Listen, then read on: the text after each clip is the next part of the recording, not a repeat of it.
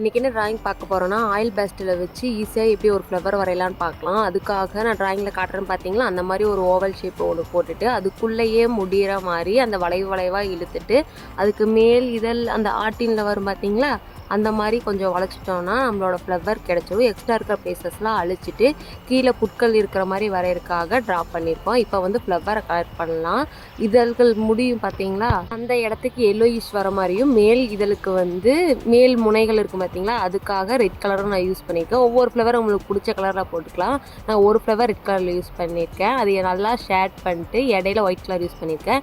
இதே மெத்தடை வச்சு நம்ம மீதி இருக்க ஃப்ளவர்ஸ் வரைஞ்சிட்டு கீழே வந்து பூக்களோட தண்டு பகுதிக்கு வந்து க்ரீன் கலர் யூஸ் பண்ணி நம்ம ட்ரா பண்ணியிருக்கோம். கீழே வந்து புற்கள் இருக்க மாதிரி வரையலான்னு டார்க் க்ளீனை வச்சு பிளெண்ட் பண்ணிட்டு அதுக்கு மேலே புற்கள் இருக்க மாதிரி வரைஞ்சிக்கலாம். இப்போது நம்ம ட்ராயிங் கம்ப்ளீட் ஆயிடுச்சு. இதே மாதிரி உங்களுக்கு ட்ராயிங்ஸ் வேணால் நம்ம சேனலை சப்ஸ்கிரைப் பண்ணிக்கங்க, கமெண்ட் பண்ணுங்கள், ஷேர் பண்ணுங்கள்.